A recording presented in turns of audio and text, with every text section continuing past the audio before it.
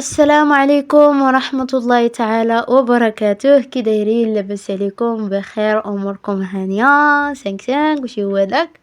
نتمنى تكونوا في احسن الاحوال ان شاء الله. ف الموضوع ديالنا اليوم غيكون مختص للناس اللي تلفانين بهذا المعنى. غادي ندوي على صحاب المدرسة بزاف، ولكن راه يعني مناسب للجميع.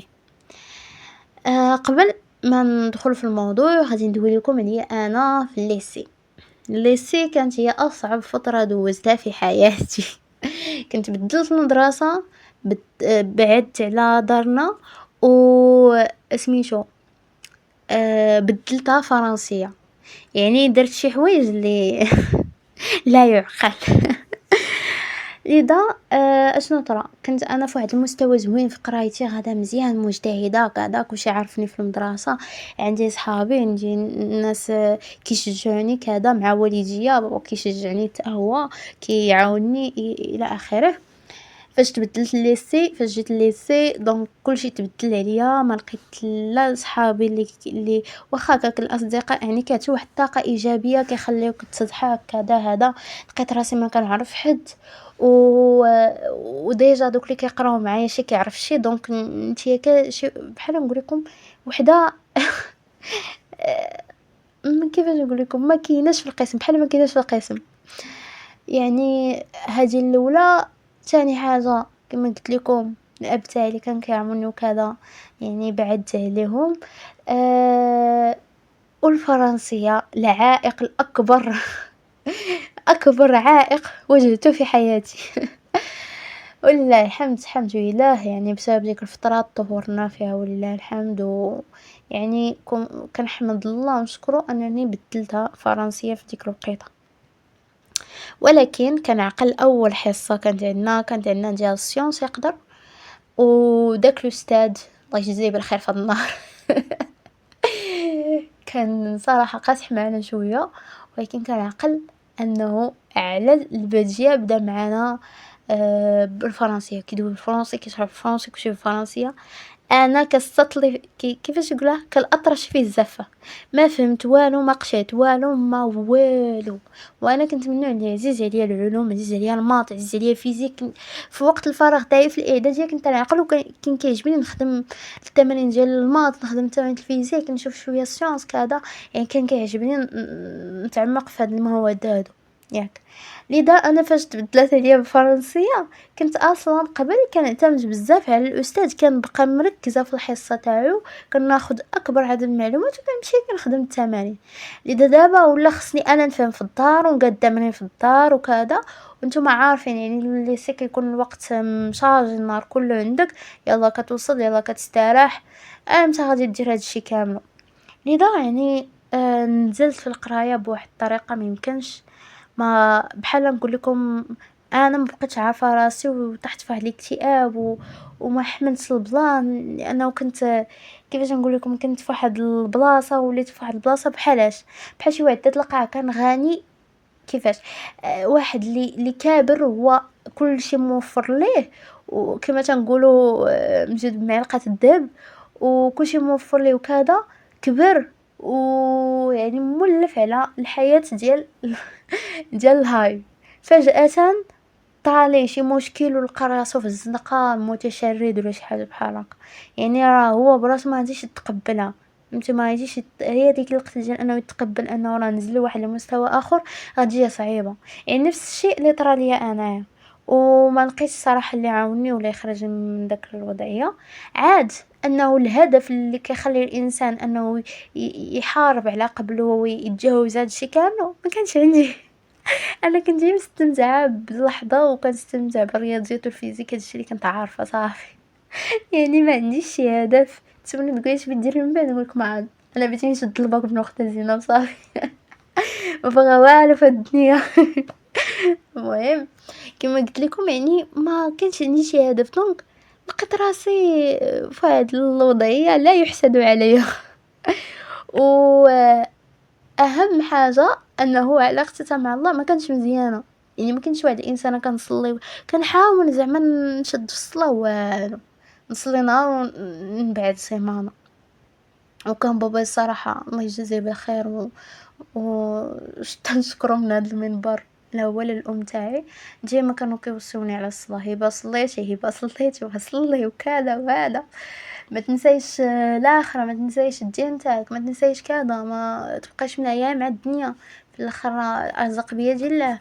المهم يعني كانوا صراحة كيحاولوا أنهم يرجعوني للفطرة، لذا فكما قلت لكم في هذيك 3 سنين بالضبط كنت تلفانة بمعنى الكلمة، كنحس براسي ديك الساعة خسرت راسي، ما قدرتش نتقبل انني خصني نعاود من ازيرو، ما قدرتش نتقبل انني يعني بدلت البلاصه وحتى حد ما كيعرفني تمايا، ما عنديش، انا انسانه اجتماعيه، لذا تما كان فيهم الصراحه كنت واقعه مع صحاب البريفي كانوا حاسين براسهم شويه وكذا، لذا ما قدرتش نتفاهم معاهم وكذا، وما حاولتش اصلا اني ندير صداقات صراحه.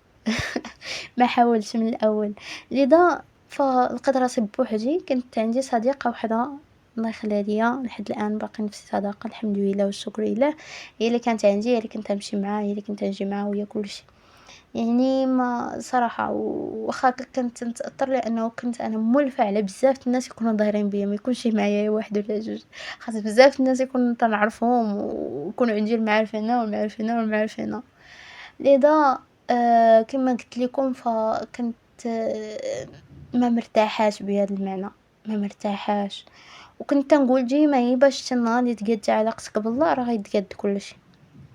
فنخليو هاد الصراعات اللي طراو في هاد 3 سنين هذا ونجيو فاش شدينا الباك. فاش تشد الباك يعني صافي خاصك تقلب على راسك وتمشي تشوف لك شي مدرسه تدفع ليها باش تيسر لك الامور من بعد. انا كنت عاقله اش درت، بكثرة ما تهرست ليا نفسيتي وما حملت انني ناخذ نقطه الباك بديك النقطه، كنت لانه من صغري كنت نقول بغيت نجي انا الاولى في الباك، بغيت نكون انا الاولى في الباك. ما كتبش في اخر لذا يعني ما تقبلتش الامر. اشنو درت؟ توجهت الله سبحانه وتعالى، شكيت عليه، يا ربي اللي طرا ليا هو اللي طرا ليا، وعيت 3 سنين وانا محاربه مع راسي وتلفانه قرايتي ما بقات قرايه، انا ما بقيت انا ما عارفاش يا ربي فين انا وكذا، وما عندي حتى هدف وكتسمع الناس ديك الساعه يقولك انا بغيت ندفع لهاد المدرسه، انا ما عارفه حتى سميت المدارس. ليش بغيت ندفع؟ ما عارفه والو. وعلاش الجهل راه خايب، يعني انت في الليسي شي تكون في سن السانكيام، في السانكيام يلا بطلع السانكيام، سيروا قلبوا على ريوسكم وشوفوا المدارس وقلبوا شنو باغيين ديروا من بعد، ولو يكون الهدف ما واضحش ولكن من بعد راه غادي يوضح، فهمت. ولكن الا كانت عندكم معرفه بالمدارس ومعرفه بكذا سبحان الله ما غايبان لكم الهدف من بعد. ايوا الخايبه وديروا بحالي، شديت الباك وباقي ما عارفه التسميه ديال شي مدرسه وحده هي الاخرى ما عارفه سميتها، لذا اشنو درت؟ كنت خليت كل شيء على الله سبحانه وتعالى، قلت لي يا ربي انت المدبر، يسر لي امري مدبر، صافي ما قدرتش انا ندير شي حاجه. ديك الساعه صراحه عمي الله يجزيه بالخير هو اللي كان تيتكلف ليا كيحاول لي يقلب كيبا واش ما بغيتيش تسجلي فهادي، واش نسجلك فهادي، وانا ديك الساعه كنحس براسي فاشله ما باغاش نتسجل ولا نفرح راسي بشي حاجه. ولكن الله يجزيه بالخير هو اللي تكلف لي الصراحه الحمد لله، هو وعماتي الاخرين كنشكرهم من هذا المنبر. هاد الفيديو بتسمعوه كنشكر هادو من هذا المنبر، كنشكر هادو. ولكن الصراحه كنشكر كاع الناس اللي دخلوا لحياتي، سواء ما بقاوش يعني عندي بهم كونتاكت، سواء كانوا ادوني بشي حاجه، لانه اي شخص كيدخل للحياه تاعك يا اما كيوقف معك شي حاجه، يا اما كيأذيك وكيعلمك شي درس، يعني كينفعك سواء اذاك سواء كان معك مزيان، كينفعك. المهم ما عليناش، كما قلت لكم يعني من بعد خليتها على الله سبحانه وتعالى وطلبت الله وحاولت نقد علاقتي مع الله. صح ما بقى كيبان ليا والو، بغيت باغا نقد علاقتي مع الله لانه انا ما لقيتش راسي في داكشي اللي ما لقيتش راسي في ديك النقطه، ما بقيت عارفه، ولت نقول بغيت نعاود الباك، هادشي اللي ديال الكلمه اللي كتردد لي في عقلي، بغيت نعاود الباك، ندخل في اي حاجه انا بغيت نعاود الباك، بغيت انا نقطه احسن. لذا فكما قلت لكم خليتها على الله سبحانه وتعالى واش خليها من بعد، فما نقولوش شي حاجه اللي واو ولا شي حاجه، ولكن الحمد لله فاش تخلي الاختيار على الله سبحانه وتعالى هو اللي كيسر لك في شي حاجه، عرفها راه هي احسن حاجه واحسن خيار ليك، فاهمين؟ لذا نتوما اي شخص كان تلفان في شي حاجه، تلفان في القرايه، تلفان في الخدمه، تلفان في الحياه اون جينيرال، نقولك توجه الله سبحانه وتعالى، جلست وضع صلي 2 ركعات، ما كنتي كاع كتصلي ما والو، يا ربي سمح لي ما كنكون كاع كنصلي ما والو، ما مقاطعه الصلاه، وكنمشي وكنجلس واخا ما كنديرش نصلي ولا شي حاجه، ولكن كنجلس وكنبقى كنشكي على الله، ويعني كتكون نيتي صادقه، فهمتوا؟ يعني النيه والاخلاص وانك تتخشع ديك الساعه، تيكون واحد الشعور اللي عميق، كتحس بلي الله راه كيسمعك وبلي راه غيستجيب ليك وبلي خاصك غير تدوي، فهمتوا؟ يعني بحال كيما كنعاودوا صحابنا شي واحد اللي عزيز عليك وهو الوحيد اللي كتثق فيه وكتعاود ليه وتشكي ليه بالتفاصيل وتبكي ليه وكذا، بحال هكا كنت ندير مع الله سبحانه وتعالى. ويا ربي سمح لي ما كنتش غنصلي، ولكن ماشي نقولك ما كنتش غنصلي، كنت قاطعه كاع، ايوا كنت في حراب في صراع، يعني كنقطع وكنصلي كنقطع وكنصلي كنقطع وكنصلي بحال هكا. ولكن يعني في ديك الوقيته بالضبط فاش كنت نطلب فيها الله، كنت نجلس في السطح وكان السطح كنكون خاوي وكنبقى كندوي كنخوي قلبي، ملي كنخوي قلبي وكنشكي على الله سبحانه وتعالى، حيت كما قلت لكم في الفيديو قبل، الا شكيتي على الناس راه ما عندهم باش ينفعوك، وبالعكس كتضرهم، لانه راه الطاقه السلبيه كتعطيها عليهم، لذا فبلاص ما تضر انسان اخر واللي ما ينفعك بوالو، شكي على الله سبحانه وتعالى وهيسر لك امرك. كما تيقولوا في يعني فاش تدل الله سبحانه وتعالى راه فيها معزه وفيها واحد سبحان الله العظيم تزاد الرتبه تاعك.